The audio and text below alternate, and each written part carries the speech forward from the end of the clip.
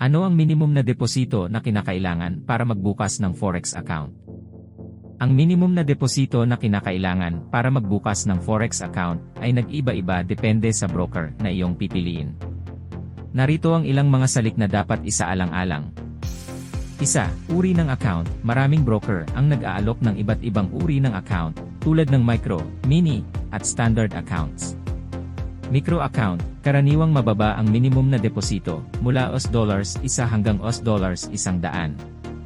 Mini account, mas mataas kaysa sa micro account, karaniwang nasa $100 hanggang $500.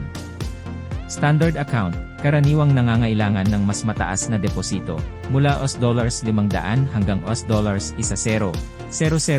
o higit pa. 2. Broker. Iba-iba ang pulisya ng bawat broker pagdating sa minimum na deposito.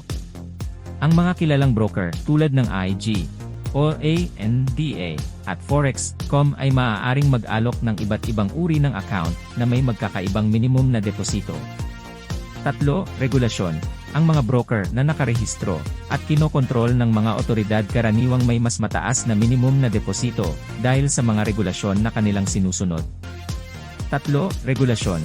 Ang mga broker na nakarehistro at kinokontrol ng mga otoridad karaniwang may mas mataas na minimum na deposito dahil sa mga regulasyon na kanilang sinusunod. 1. Leverage. Ang mataas na leverage ay maaaring mag-alok ng mas mataas na potensyal na kita, ngunit may kasama ring mataas na panganib. 2. Mga bayarin. Bukod sa minimum na deposito, isaalang-alang din ang mga bayarin tulad ng spreads, commissions, at iba pang singil na maaaring makaapekto sa iyong kabuuang kita. 3. Serbisyo at suporta. Ang kalidad ng serbisyo at suporta mula sa broker ay mahalaga rin.